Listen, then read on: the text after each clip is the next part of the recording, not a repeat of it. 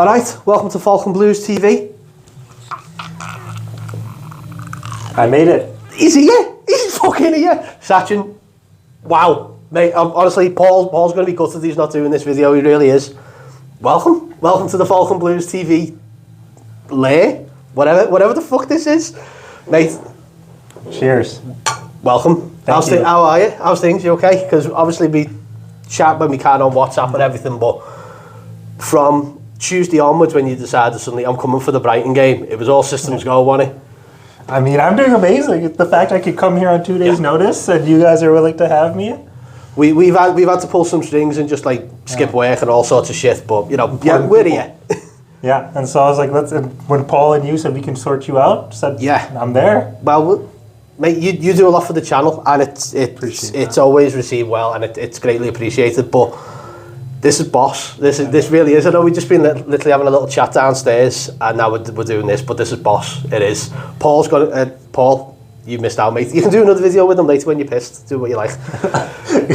But yeah, so you're here till Monday. So you come to the Brighton game tomorrow, and we're going to go to Bramley-Moore after the game as well. We're going to take a little drive down and stuff like that. What's been what's been going through your head knowing that you'll be going to the game and you're catching up with us and everything else? Well, I'm very excited to be here. I love Liverpool. And the worst part is, dare I say, I'm a bit optimistic, given our form and given Brighton's form. Mm-hmm. And being a Blue, you can't get too optimistic. So that's the worst part about it. I think it's okay to be optimistic about tomorrow. And like you said, the bit of form that we've got, like 2 home games on the spin, 3-0, 3-0. Whether that's in the Cup or in the league or not, it's momentum, and it's momentum we've needed, I suppose. Momentum, and it's growth. Yeah. We look as a team and we get better as a team, and we're burying chances. That's the thing, that's what we've needed. We've all said it, haven't we? We've all said we've missed a striker for God knows how long. And now we've got one, we've got a recognised striker in Calvert-Lewin, we've got Beto coming in off the bench.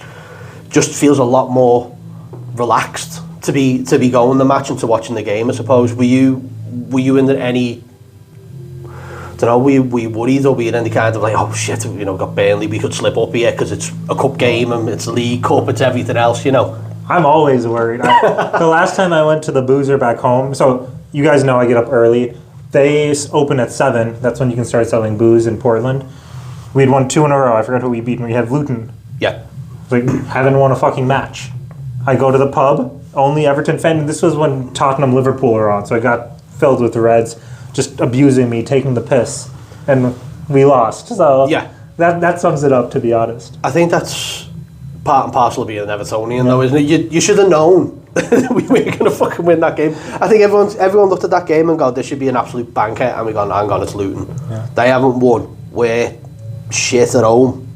Effectively, we weren't good at home. We've been not putting the chances away, and that's been the biggest issue. But I think, like you say, now the progress is there, the change, and you can see the almost like the feeling within the team is like, well, actually, we should be putting teams away, and we can. We're capable of it. And it starts from the back. Branthwaite and Mikolenko. And you watch my videos, I'm Team Mikolenko hater. Not anymore. Official news. I'm back on Team Mikolenko because he's been amazing. Yeah, I've been saying that since the Arsenal game. I think he was the only one to come out with any credit against Arsenal, and since then he's gone from strength to strength. And whatever's happened, whatever's going on with him, long may it continue, really, because I think we needed the recognised left back to actually fill that void. We haven't had one in there, and now we sort of have, and it's great to see, and I think it's good for him more than anything, because he's been through the ringer. He's got shit going on at home with his family and all stuff, which we know about, which we won't go into. We don't need to, but it's just like he's needed that little bit of continuity and a bit more. Just get involved, just enjoy your football, and it's good. He was really good on Wednesday night against Burnley, and hopefully the same tomorrow against Brighton. And he's someone I think you want to succeed. He's like, yes, he's not a prima donna. He just don't know about his English. Maybe that's the thing, but he just puts his head down and works. That's it. And like you said, you want that kind of work, and he's hard work. He's probably not earning loads as well. He's probably just like a lot like the fringe players, but it's given more than those fringe players. And if he's staking a claim for left back, and he's got it, and he's just got to continue with it, because I don't want to see Ashley Young there. I don't want to see Ashley Young there or at right back. But do you think Patterson's back in this week? I think that's the biggest question mark with the lineup. I want to say yes, but with Daesh, you don't know. Yeah. But about that, I like Ashley Young on the bench solely because he can play so many positions. Yeah. You know, you see how the match is going, 60, 70 minutes. You see where we need help, and you can slot him in at 3-4 positions. Yeah, I think that's what it was. I think on Wednesday he moved further up rather than playing, a full back, and moved in towards the middle and a bit higher up, and obviously he got the goal as well. So yeah, he's capable of doing that, but I don't think he can do that kind of running where he's got to be chasing wingers and he's got to be chasing attackers. I think if he's stuck up there, out of harm's way, if you like, it's probably better for him. Well, I mean, given the derby, yellow card a minute in, and then there's Diaz.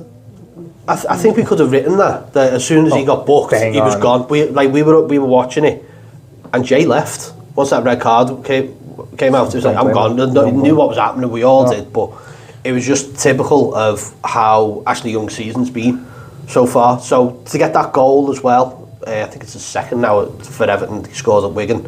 To get a goal probably gives him a bit more confidence, a bit more. I can relax. I don't need to be gung ho all the time. I don't need to be diving into tackles and stuff like that. Do you know what I mean? He shouldn't, but he probably will. Yeah. You know, if he's 38, because there's another match he got a yellow card in the first minute too. And ever since then, I started betting on him to get yellows. That was Brentford. Brentford away, opening 30-something seconds. Because Ghana used to be my bang on yellow card. Now, if Ashley Young's in the lineup, he's my bang on yellow card. It was always a rule. It was like, Paul Scholes, yellow card. Don't worry about goal.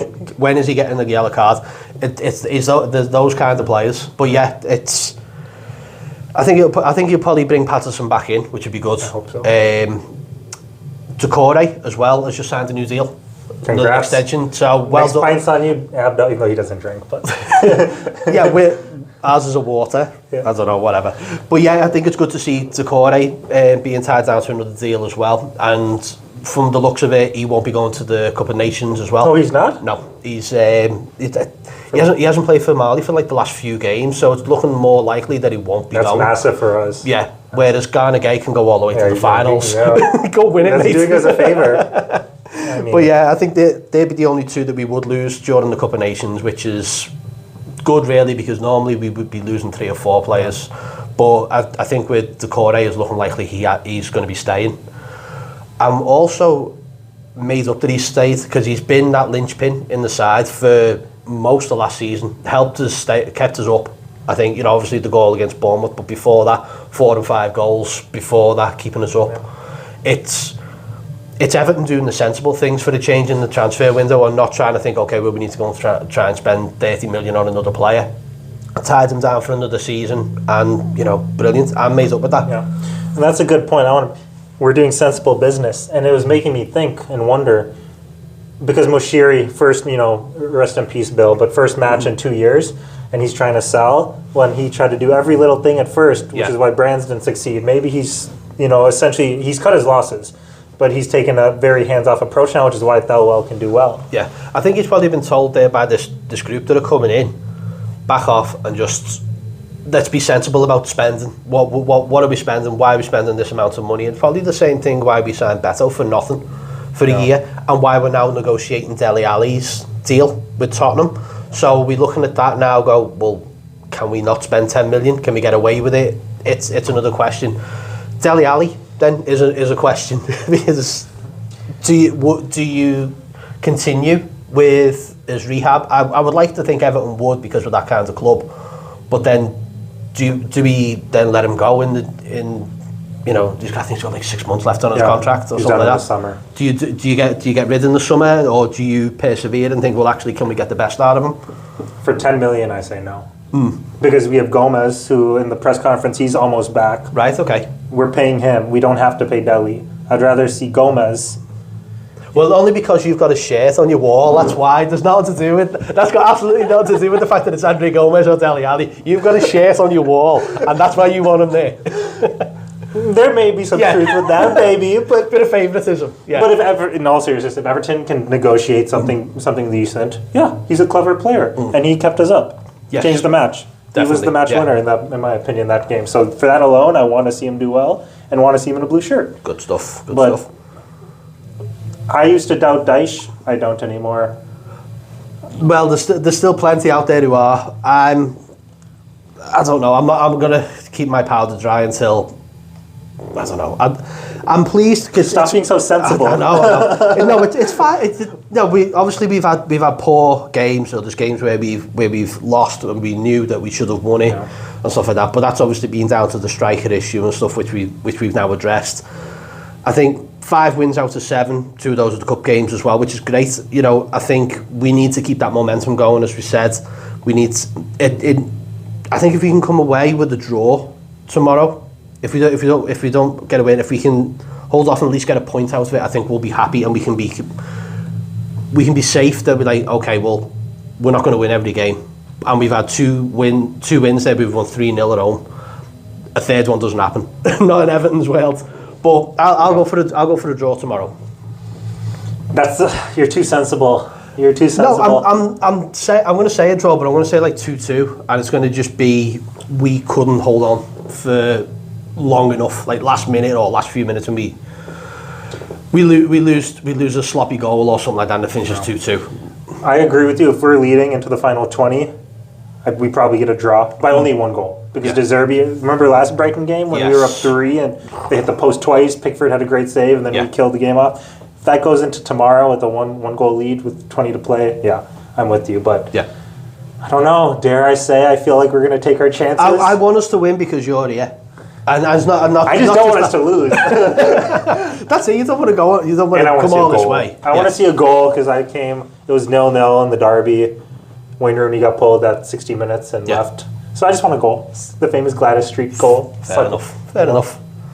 You're in the top balcony tomorrow, I believe, as well. So you'll be with Jay and a few of the others, and then we'll catch up after the game. But we'll definitely take a trip down to Bramley Moor, go see it in the lights, because I've seen like the latest video today of all the seats and all the terracing going in, and it looks stunning. Honest to God, this is. We'll take you down. We'll go for a drink down there as well, because there's a few bars. But Sachin, this has been an absolute pleasure, mate. It really has. Thank you. It has been. Sachin's here. Fucking hell. If you watch this, I'll be the tall brown guy tomorrow. Just yell at me. I'm the only one I've seen so far in Liverpool. And on that note, up the fucking toffees, Colin Shaw. Leave it at that.